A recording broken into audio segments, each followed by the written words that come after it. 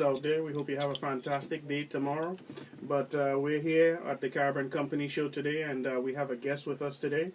Today is, you know what, hey, our business segment. We have with Austin Thompson, Thompson Management. And how are you doing, Austin? Doing very well, very well. Thank you very much. And happy Mother's Day weekend to all the mothers. I know this is going to be a special weekend for all of you out there. But if you're taking time to tune in to the Caribbean Company Entrepreneurship and Business Empowerment Hour here in WATB 1420 AM, we thank you very much for taking time out of your afternoon to tune in. Definitely, definitely. We also want to thank our guest for coming in. Her name is, and I hope I'm pronouncing this properly, it is Kale R. May. Is that correct? That is correct. Well, it is a pleasure to have you here on the Carbon Company Show. We really appreciate you coming. And thank you so much for having me. You're welcome. Now, we're going to talk about, as we said, we're going to talk a lot about business, and the topic that we're going to hit on today is, well, let me just let you know that Kale, Miss May, has a company that's called Bottom Line Customer Experience Management. And she's going to tell us a little about her company. What is Bottom Line Customer Experience Management? Well, that is a company that I started back in February the 1st of 2015. We train employees, teens, and young adults on customer service techniques in order to enhance the customer's experience, which is the best way to increase the bottom line for the company. Right. Definitely, I agree. All right. And tell me, Kale, how did you get involved in customer service? What was the influence for you? Well, I've always been in customer service. I've always been in sales. And to me, you know, you have to have that good customer service background in order to be a good salesperson. And I have to say I've always been very successful in every job I've been on because I've always given good customer service. Right, that's good. And that's the one thing, you know, this show is all about educating entrepreneurs and small business owners. And the one thing that I always say about, you know, in reference to increasing revenues, increasing sales, increasing customer loyalty, increasing repeatable business and repeatable customers, the one thing that a business should really focus on is their customer relationship management. Mm-hmm.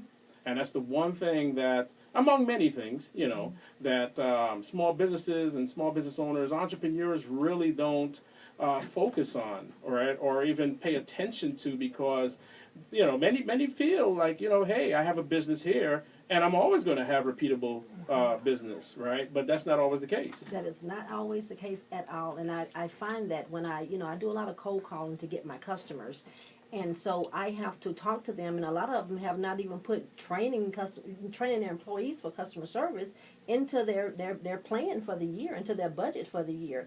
They place it more on advertisement and things like that. But, you know, you can advertise and you can get customers to come in, but if you don't create a good customer experience, they're not going to come back, or they're going to return whatever they have purchased from you. Exactly. So that's extremely important. Exactly. And it's not only about, you know, repeatable business or returning business, or what about referrals? Word of mouth is the best and the most inexpensive way that you can get your name out there. That's the best advertisement that you can get. Right, exactly. And so many times, you know, for small business owners, we tend to put, as we said, that on the back burner. It's kind of like the second, it's not that important as, you know, opening up the store, maybe coming in on a daily basis. We don't put that emphasis on customer service, and that should be, I think that might be number one when you have a business. Really, it should, because when you're a small business, you don't have a lot of money to do that advertisement with. And like we said, the best way to get word of mouth, that's your best type of advertisement that you can get. Because again, if you do all this advertisement, you send all this stuff out through the mail, yeah, you could get customers to come in. If you have a great product, you can get customers to come in. But if you don't treat them the right way, they won't be return customers. They won't go out and tell other people about you. And as you know now, we utilize social media for everything. So the first thing they're going to do is get on social media and talk about, you know, the type of business that you have, your products, and they're definitely going to talk about the customer service that they receive. And you hit on something there, social media. When it comes to customer service, how does customer service tie in with social media? Facebook and LinkedIn. Yeah. Well, you know, that is so important. I do Periscope and I do a blab about this. that is so important because they used to say back when I worked in corporate that, anyone that comes in, whether they get good service or bad service, they're going to talk to 10 other people and they're going to tell them about the business and about the way that you treated them when they came in. Well, now our millennials are all on social media. So now you don't have 10 people that they're telling. You have Yeah, hundreds and thousands thousands. of people that Yes. they're telling. I have friends that have 5,000 people on their Facebook page. So if they get on there and they can receive bad service somewhere and then they put that on there, that's 5,000 people that are going to see either you gave good service, you gave bad service, you had a good product, you had a bad product. And not only that, that one person is not just using her Facebook page. She's probably using 9 to 10 other social media sites that she's on. And if she get on there and blast you, that can really, really kill a small business. Especially for those businesses that are online. Exactly. A lot of people believe that because it's an online business, there's no interaction. They believe that there's no customer service. Exactly. But it's totally opposite, because what is customer service when you have an online business? Contacting that person when they buy a product. Hey, thank you for buying using my product or buying it or whatever it is. The feedback instantaneously instead of 3 weeks later you're now getting a reply, that type of thing. That's customer Exactly. service. Yeah, the testimonials. Yeah. Exactly. It's even important because what you see now, because I do a lot of Facebook and a lot of social media, you see now when you order something, let's just say I ordered something off Paparazzi, which is affordable, fine custom jewelry. When I purchase something from there, not only do I get my jewelry, but I may get a small card in there saying thank you for your business, something personalizing it, so that I want to come back to that Right. person. But those are the people who realize that customer service is very important versus someone who is just sending me the product that I've ordered. Definitely. Right. And Kale, you speak about leadership, because leadership is so many different things, right? Yes. And one definition we could say in respect to leadership is how we motivate others, right? How we influence others, how we mentor others, how we empower others to do great things and to become great people, right? You spoke about in your bio training starter jobs, first starter jobs in teens, in respect to grocery stores and fast food restaurants, and we know a lot of those businesses are populated with a lot of young people, college who are attending college and high school and those things. And how do you get across to a young individual that customer service, for them it's all about earning money, right, to buy clothes and buy technology, But how do you get across to a young individual that, really building a relationship with that customer is extremely important? How do you get across that to an 18-year-old, 19-year-old? Well, that's kind of my specialty. I love dealing with teenagers and young adults. That's just something I have over 50-plus mentees that I've had for the last couple of years. So I love dealing with those, but it's so important. I think that's why I want to focus on the restaurants and the grocery stores, because I don't feel like they're teaching them the leadership skills. They see that they come to work on time. They see that they may put the groceries up correct, or they may do the menu correct or whatever. But what they don't do is think about teaching them leadership skills. So when they do promote them on to be, in the management, to be the team lead or supervisor or something like that, they don't teach them the leadership skills that they need. In order to be a good manager, you also have to be a good leader. So that's why I want to take my training into those plays, not so much to teach them on the customer service, but yes, they need to understand that, but also to teach them leadership skills and also to teach the managers leadership skills. Exactly. Because a lot of our managers do not have that. Exactly. And I think something that they really miss when we're dealing with millennials, they're so busy worrying about millennials wanting to be so casual and all the things that they want. They forget to teach them that no matter how casual you are, you can still be professional. And I think that's what I take into that. I teach them how to be professional, as well as being the millennials that want to be casual, that because our companies now are kind of gearing towards that. They're having the casual wear now, Exactly. but they're not teaching them how to dress professionally, even though they're dressing casual. Yeah, casual does not mean flip-flops. Exactly. Right, exactly. And they're not teaching them that, but they're trying to gear towards them. And the main thing that I want to teach, and this goes back to, high school and the little training that they get in school, is not only do they need to learn how to just go out and get a job, we need our managers and our leaders to know how to hire for that job. Right. To go out and hire someone that's a fit for your position Exactly. versus hiring someone just to fill a position. exactly. That's a big difference in that. And I think most managers and leaders don't understand that. So that's why I want to do something a little bit different than just training them on customer service, but also training them on how to become leaders as young people. So placing leaders, so when they go into these companies, they won't go in following the bad, things that they see going on. They go in and they show them how to be. And that's what you bring from my training once they attend my training is you go in being a leader and saying, you know what, I'm not going to follow that because that's not the right way. Right. And what's important. And you can, it's like a domino effect because if you don't get it at the bottom levels when you go in, and you're not taught how to be a leader, not only how to be a leader, but customer service. Yeah, you may rise in the ranks, but you don't know how to treat the person below you Exactly. with the customer service, with leadership skills. You're not teaching that other person. So now you go to the next level, now you're manager, and it's the same thing.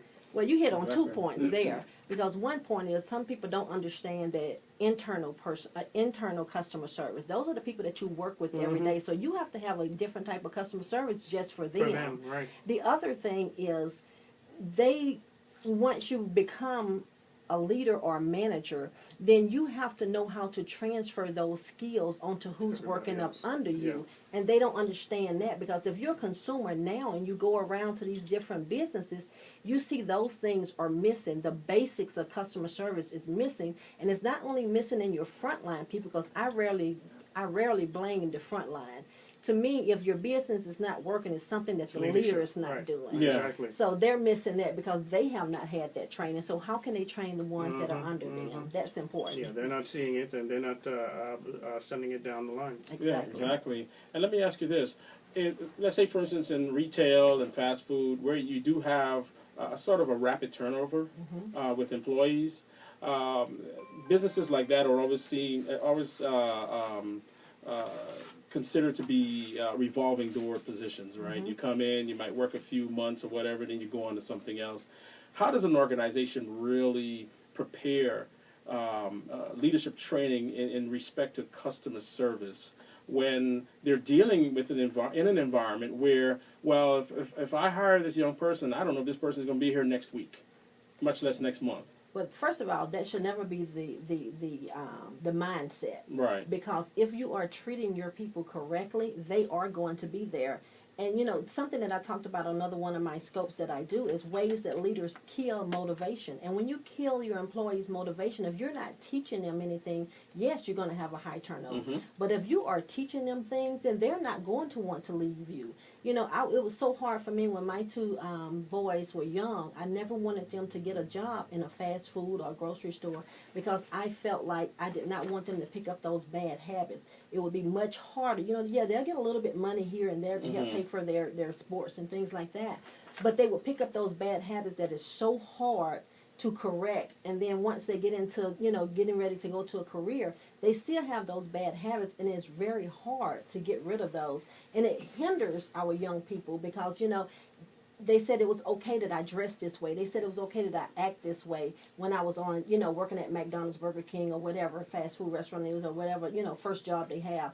So why is it not okay now? And then it becomes hard for them to keep a job that people are really saying this is what you need to do and this is what professionalism looks like. So it is important for them, first of all, not to have that mindset that, it's going to be a high turnover, because they should be saying, we're going to value our employees, we're going to show them how much we value them, and we're going to develop them, and they're not going to want to leave in 2 or 3 or 4 months. Right. So they need to think about what things are they doing to kill the motivations of their employees. Are they inspiring them? Or are they just coming in and, like I said, filling the position with someone and really not wanting to develop them? That's important. So I wanted to make sure that I talk to people, because I hate to say what people are doing without giving them something that they should correct it with. Exactly. So some of the ways that they kill motivation is by spreading negativity, listen to what someone else is saying and then talking about the employee to the whole team. That kills, they kill someone's motivation when they come in. And not to stop you, but how about speaking badly about your company or your manager to a customer? Exactly. I was just speaking to someone the other day, a person who got a promotion. He actually received the promotion, but before he knew he had the promotion, he was already talking to the other employees who he's going to be over about how he hate working there, how he didn't want to come back and do this.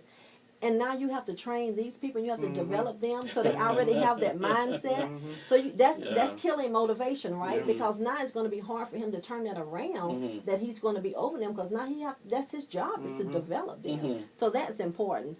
But the other thing is no professional development. A lot of people, when they get to teenagers, they don't think about their career futures later on down the road. Right. So they're not teaching them leadership skills. They're not trying to develop them.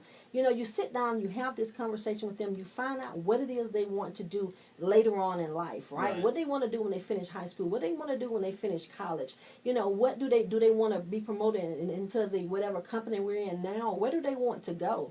And then you begin to train them for that position no matter where they are. Exactly. And another thing I tell people and how they're hurting our teens is because you never know, and I tell probably everyone that I come in contact with at any, business, you never know who you're going to meet. Mm-hmm. You can meet someone. I've hired people from Kroger's. I've hired people from Publix. I've hired people from Sports Academy to come and work for me in my corporate job or to be a part of my team because I saw what you were doing there. Right. I watched you every time I came in. I saw how you treated your other customers. Right. I saw how you was dressed. I saw how you cared. Your job mattered. So then I come to you and I offer you a job making probably double what you're making there. Exactly. It's important because you never know who you're going to run into that may offer you that different job that's going to promote you Right. and get you further in life. Exactly. So I'm managing a small retail outlet. I have about 50 employees. It's the end of the year, right? It's the end of the year 2016. I'm looking at 2017. I want to be able to see a 25% increase in sales, right, by mid-year, by mid 2017. I understand part of that is increasing my marketing budget, putting more into marketing, but also I want to focus on customer relation management. I want to focus on increasing my customer relations, right? I hire you. I say, Cale, I want you to come into my retail outlet and I want you to do a workshop with all 50 of my employees, right? And I want you to design a plan to help us achieve and reach that goal. What is the first thing that you look at when you go into a company or a small business and you say, okay, we're going to look at your customer relations management plan? So the first thing we do is it's in three parts. The first thing I do is none of the employees will ever see me talking to you because I go in as a secret shopper first. Okay. Because I want to see firsthand, not you telling me, but I want to see firsthand how the customer service is myself. Then the next thing we do is called a site visit. So I come in and I sit out in the parking lot and I look at everything that your company is doing from the time the customer rolls into the parking lot to the time they come into the store. So we look at that overall because a lot of people, when we get these businesses, this is our baby, right? Right. So we want to do things how we like to do things, and we forget to do them how, what's in line with the customer, Exactly. what the customer wants, from the lighting, from the type of mirrors that we use, from the menus that we use. All of those things are important. So we go and look at all of that first. Then we sit down and then we make a plan. Now, some people, and I've seen this from being a consumer, not necessarily from being, out of the positions that I've had, but I can tell you, customer service is so important, the basics of customer service, that's what we're missing. So we sit down and we first see, do your employees have the basics of customer service down? Because I see that most people don't. The last company that I worked for, I was called, the stores that were not doing as good, that's the stores that I was sent to, right? Right. Some of the stores that they were going to close down before I got there, and I got there and they became number one. Not because of what I did, because of we as a team, because there's no I in team. I can't do anything by myself. Right. But our team focused on the customer service. So then people began to ask me, what are you doing different that we're not doing? Because all companies teach you a little about customer service, Exactly. right? Exactly. So my difference is I teach them about the basics of worrying about the customer, not worrying about the sale. Because if you change those behaviors and you teach them how to take care of customers, in return, they are going to buy whatever you want to sell them because you get that rapport from them then. You find out things about them. You ask them questions about their family, about their business and things like that. So that's what we do the third step that we do. We find out, do we need to start with the basics?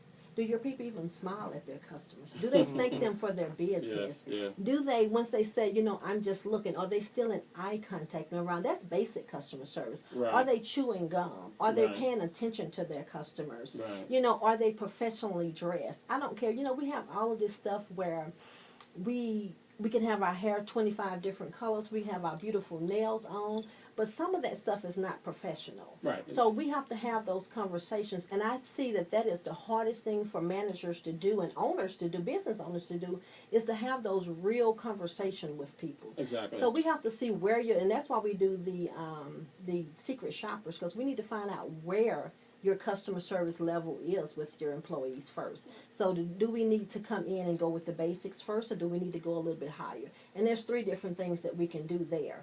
So those are the 3 things that we do before I can even, you know, tell you. I can't just say, oh, let me come in and talk about the basics. Well, your people may already do the basics of customer service. Exactly. So we have to start with the secret shopper first, the site visit first, and then we go and find out which training they would need. Right. And you said something very important, because you have to know your environment. Mm-hmm. If you work in a tattoo shop, or maybe like a music shop or something like that, maybe tattoos are acceptable. 25 different colors in your hair, a mohawk, and that kind of that kind of stuff, right? Because it's accepted that when you work in certain environments, there's certain things that are relaxed when it comes to the attire and dress code. If you're in a retail outfit, like if you're like at a small retail outlet in one of the shopping plazas, now you have to step up your attire a little bit. You have to step up your brand, your image, a few notches. I mean, tattoos are not acceptable. Depending upon what the company's policy is, right? And you're interfacing with customers. You're the frontline person, right? The attitude, the personality, the ability to greet your customer regardless of what's going on in your home environment, and not allowing that to come into your work environment, because like we said, we talk about decreasing customer service skills, and the one thing that what I see with many small businesses I go into, I might not get a friendly welcome, right? The clerk behind the register may not even look up when I walk in, right? I always use QT as an example, right? If you've ever been into a QT. The time you open that door. From the time you open that door, hello, Good welcome morning. to QT. Uh-huh. Good morning, welcome to QT. Good afternoon, welcome to QT. They're acknowledging you, right? They're acknowledging you, they're welcoming you, right? Chick-fil-A is another one, right? And then Chick-fil-A has a very high-level training process. And standard, Yes. yeah. And standards, Yeah. exactly. Yeah. So you find that companies get it, right? Companies get it. And whereas there are other companies that they're flying by the seat of their pants, they really don't get it. It's sort of like, just do it as it comes. I think they're just picking up, and it may be okay for them. I think they're just picking up some of the things that they see the companies that are really doing good. Because if you notice now, a lot of the restaurant, fast food restaurants, they are now getting your name when you have to wait for your meal. Exactly. So they're picking that up from Exactly. Chick-fil-A, right? So Chick-fil-A The would call your standard, name, yeah, right? the standards in the industry. But not only do they call your name, they know who you are. Exactly. My husband eats at Chick-fil-A all the time. When they Right. come in, they don't know me, but they know Mr. May when they see Right. him. Exactly. And they're going to talk to him. Several are going to talk to him. But again, those are one of the places that are hiring to get a good employee. They're not hiring. They're getting an employee for the fit of the company. They're not hiring just to get an employee to come in. Right. That's the difference in that. And a lot of other companies are not doing that. I was in a company the other day, and this young lady came in early. I was actually doing a secret shopper. She came in early to work, and the other young lady who was supposed to be in the opener, she came in late. Right. So she was busy opening up the store, and she was apologizing to me, and she was telling me if I need any help to go and ask this other young lady. And I went and asked this other young lady, something about an outfit or something like that, and she was like, I'm sorry, I'm not on the clock yet. And I'm like, she is here in the store, and she's behind the counter. How are you not on the clock? Right. And she was on the phone talking to the one talking about the other lady and how she was not going to help her because she was always late. Well, come to find out, this person has a bad attitude. She's a family member, and, anytime anyone says anything to her, she starts problems in the family. So the first thing I asked the owner, is this your business? or is this about family? Right. Yeah. Because if this is about family, then you're going to let her stay here. But if it's about business, we need to change this. Exactly. Exactly. Because she is going to destroy your business. Exactly. But she could not have that conversation with her. So what happened was, because I was in, very street attire when I went in to be a secret shopper, because I don't even want them to think that's Right. what I'm there for, right? I Mhm. want the real interaction. Right. So I went home and changed into my professional clothes, put my badge on. I came back in, and I told the owner that I wanted to be the one to talk to her. Yeah. And we laughed and we talked, and I told her about all these things that she was awful at. But I truly believe that your employees want to be held accountable. Mhm. Yeah. I truly Yeah. believe that, because if you hold them accountable, then they're going to be successful. Right. I cannot be a manager or leader or team leader or supervisor or store owner over someone and not develop them, because I have to look in the mirror every day, because I got to let them go because they're not doing what they need to do. Right. But then how do I feel I had to let them go, but I didn't do anything to help develop them? Exactly. And that's what I was trying to show this young lady. If you want to hire family, that's fine, because you do, sometimes get a little cheaper, that you pay them a little bit less or whatever. Mhm. But you have to let them know this is business. Yeah. This is no longer family once you come in. That's the conversation you have. Right. But something else that you touched on is, most people don't have anything in writing to tell the employees how they should act when they come in, or how you expect for them to act, how you expect for them to dress. Yeah. All you have to have is that word professional in there. And you can tell them how. So now, the big thing is wearing the scarf over the head. Mhm. But that is part of this generation here, but they don't know why they're doing it. So, of course, we can't say anything to them when it comes in, because we have to allow them to do that, because some of it is religious reasons, and, some things you just don't want to start, right? But what you Right. can do is, because a lot of them are not doing it for that reason. Right, They're doing right. it For because style. For style. not even for style, because they don't want to do their hair anymore. Right. They Right, don't right. want, they just, it's not even the correct way to Right. do it. Exactly. But you can talk to them about that and let them understand. That's why I say, when you're dealing with millennials, yes, you can allow them to dress casually, but even in dressing casually, there's a professional way to do it. And we need to teach them that professional way, because just because we allow them to do it, the next company they work for will Yeah. not, and then you're setting them up for failure. Failure. Right. Yeah. Right. And you hit on something there. When you're talking about people that want to be, they want you to motivate them. It's kind of like when you have kids. I think of when my kids were younger. They want that structure Mhm. because they feel once they accomplish that structure, they feel okay. Yeah. They feel better about themselves. They're more motivated to do whatever it is you want them to. It's the same thing. People want Yeah. that structure to feel okay. I'm doing great at my job. I want to get to the Exactly. next level, and so on. But a lot of managers, they get with this, I want everyone to like me. Right. Everyone may not like you in the beginning, but once they see that you are developing them, you want the best for them, you value them, You're fair. you want them to be successful and all those things, they begin to trust you more. Then they begin to love and respect you. I'd rather for someone to respect me than to like me, because I want to see, you have to have hard conversations with people sometimes. You have to tell them, you know what, you have that attitude that none of your teammates want to work with you anymore. And it's not that what someone has told me. I see this because I'm looking. But a lot of, we have so many hats that we're wearing, and we forget to pay attention to our employees. And that's what's important. We Right. have to pay attention. We have to be that floor general that can't stay in that office all the time. You have to be out there, and you have to see what your employees are doing, because you can talk to them and tell them, if you're never on the floor, how can I come to you and I tell you that you don't have good customer service? You stay on your cell phone on the floor. You're chewing gum on the floor. You're not really taking care of our customers. You're really rude to our customers. But if I'm on the floor, I don't have to say that someone said this to me. You see I it. see you. Right. And this is what you cannot do. But you know what? That conversation that you have with what do you want to do once you leave here, that'll stop a whole lot of it. Because every time they do something that they should not be doing, then you can have that conversation. Well, when you get to this place, you're not going to be able to do that. This is going to harm you in your future.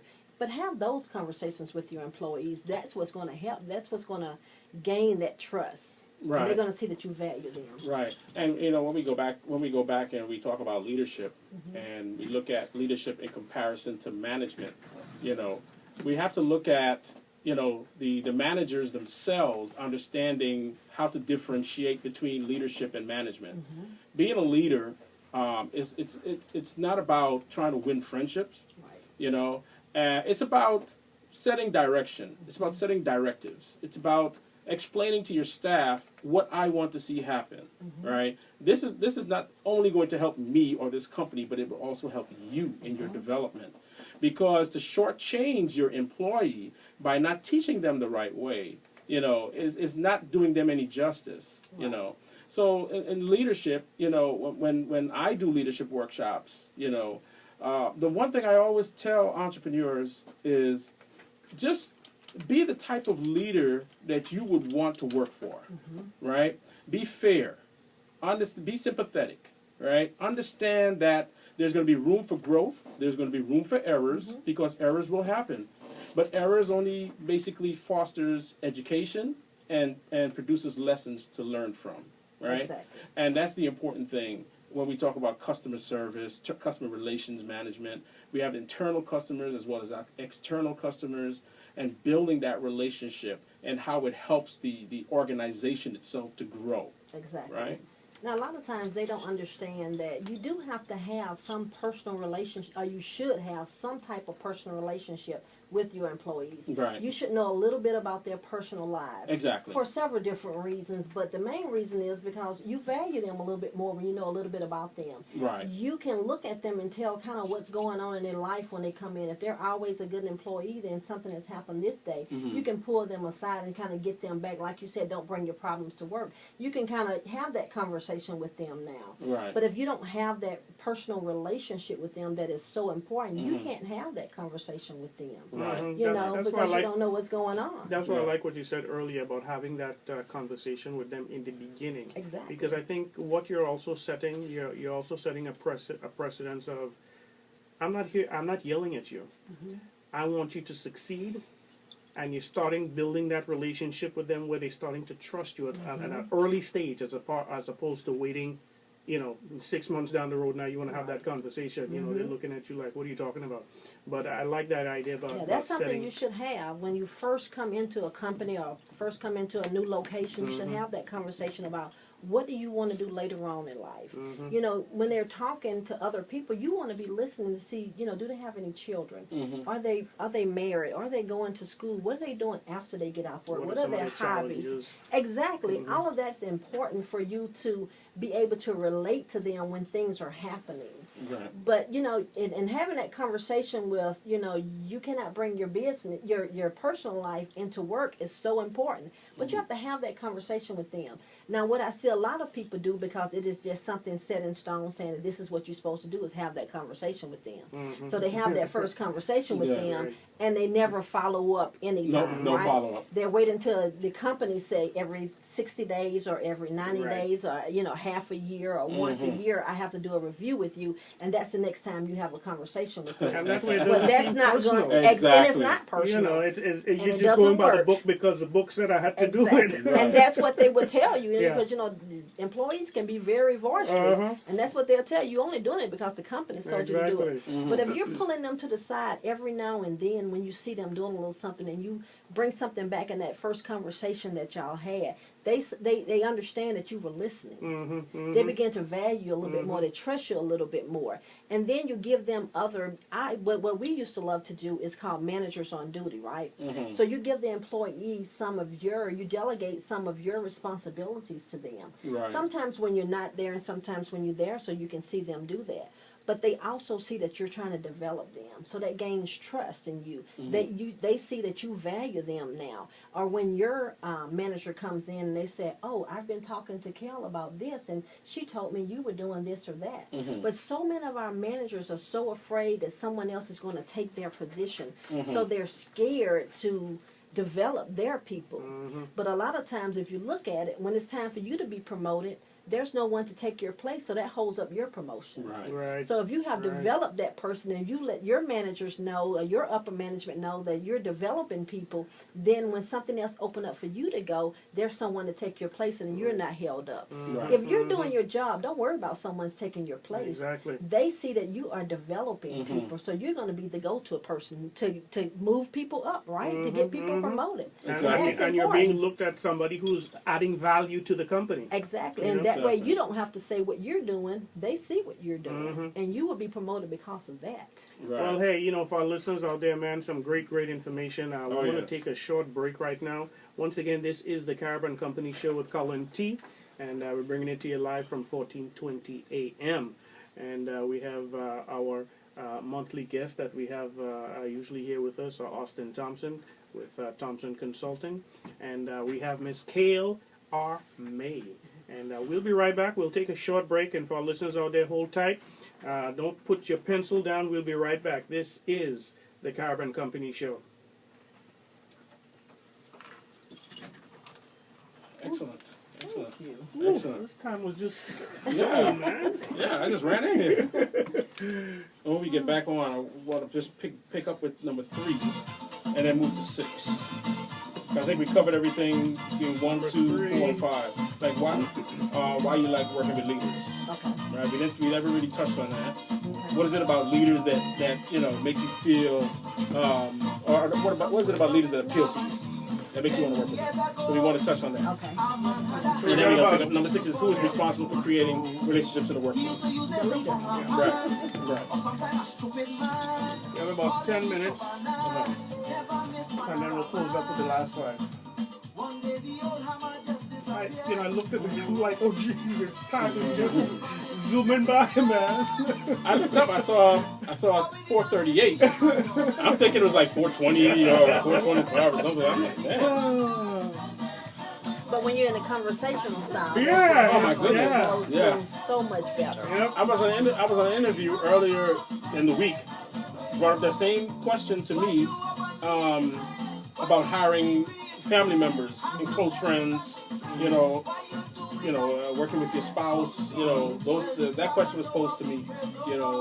And what is my advice on that? So yeah, that touches across in so many different levels. It was awful. I mean, I just can't understand how managers can't talk to the people that you pay. You do pay this person, right? Mhm. Out of your money, right? Mm-hmm. You're in the business, right? But you can't tell this person. Mhm. The same thing at a grocery store. They have an employee who's been there for a long time, but he has a stench, right? I mean, when you go through self-checkout, it's just a stench. And it's been for a while. So I finally talked to, they have some new managers, and I finally talked to them. I was like, why do y'all let him come to work like that?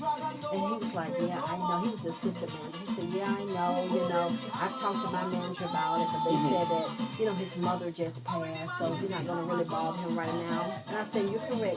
He was very close to his mother, because I saw them eating out all the time, and he would bring her to the grocery store. But he was smelling like this before she passed. And I said, that has nothing to do with your customers coming through here smelling it every time he's here. I said, if you can't have that conversation with him, bring some deodorant. Get some deodorant and have up there with him. If you smell him, tell him, you know what, you must have forgotten your deodorant. You need to put some deodorant on. And it'll start jogging in his memory, I need to do this or that. Right. I'm like, how can you not have these conversations with your people? Right. You pay them, Right. right? So But that's the difference between leadership and a manager. And you're right, it really starts from the top. Whatever's going on at the middle and bottom is because it's not being enforced at the top. Yeah.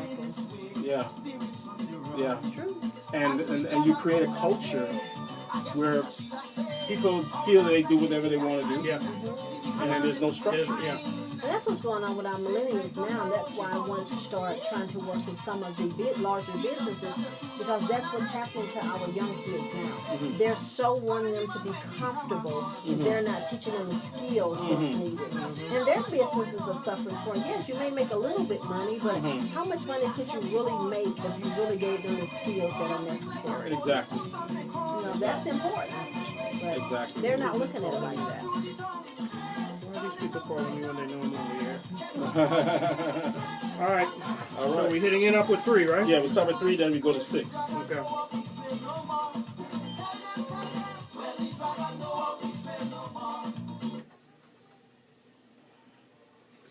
All right, we are back once again. This is Colin T. bringing it to you live from 1420 AM. This is the Caravan Company Show, and we're talking customer service. You guys know what I'm talking about out there, customer service. You know, when you go to the store, whatever store it is, and as we said here earlier on, the person behind the counter doesn't even look at your face, but they're talking to you, taking your money, but they have no idea if your hair was green, red, black, or other.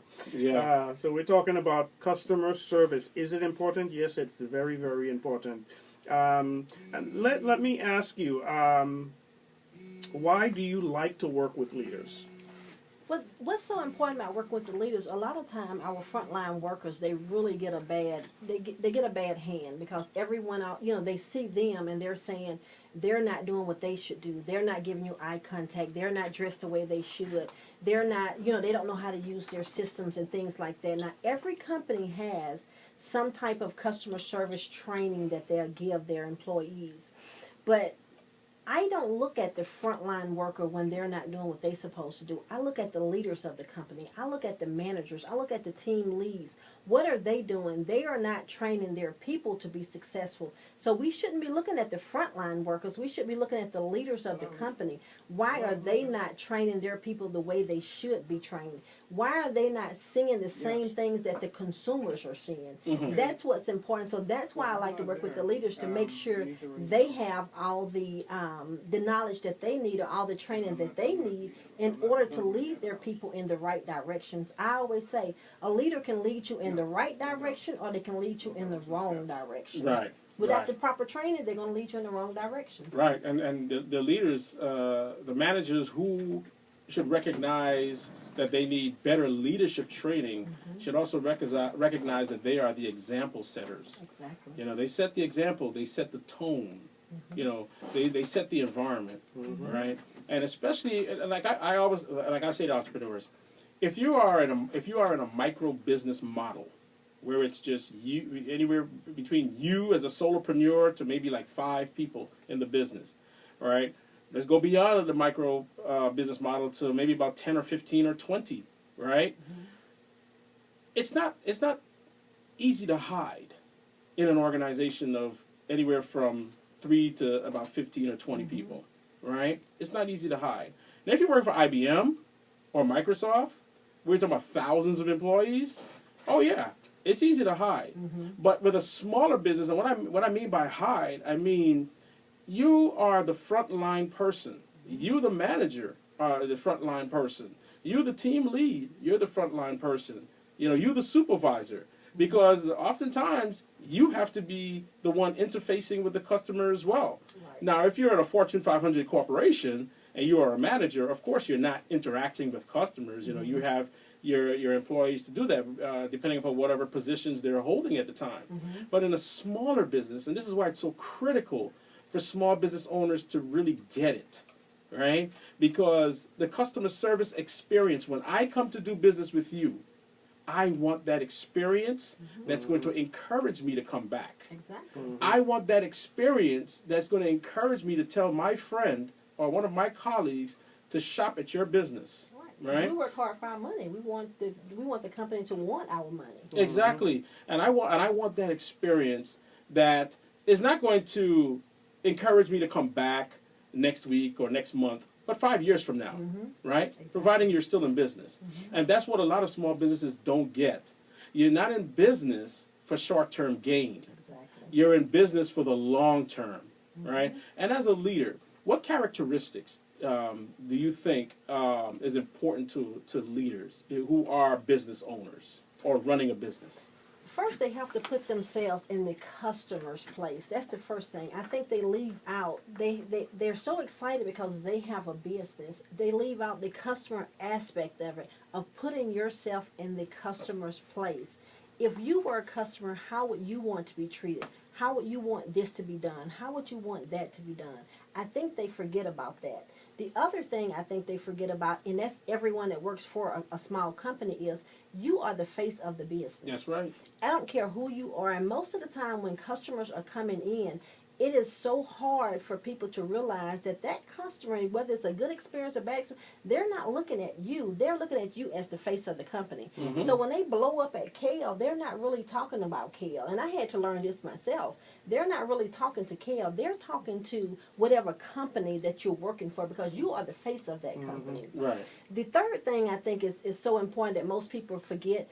And that's why you have to understand, you have to be a good manager as well as a good leader. Both of them are very, very important. It's 50-50. You do have to take care of that back office and make sure your company is running the way it should. That's manager. So that's a Exactly. checklist type thing, right? But in order to be that leader, you have to think, I know I have to do all of this, but I still have to go out here and make sure my people are doing what they need to do, and that I don't separate myself from my customers. I need to be out there so I can meet my customers. I can see what my people are doing. So don't stay in that back office all day long and not ever coming on that floor. I think they disconnect themselves from the customer, and they lose thought of what's important. And that customer is important, because guess what? You won't have anything to manage if you do not take care of your customers. Right. That's true. And it's important for the manager or the store manager or the store owner to come out from behind the back Exactly. and engage the customer. Don't just leave it to the employees. Because sometimes when I walk into a retail outlet, and if I'm engaging with the retail associate, I always like to see who's the manager, who's the owner of this establishment.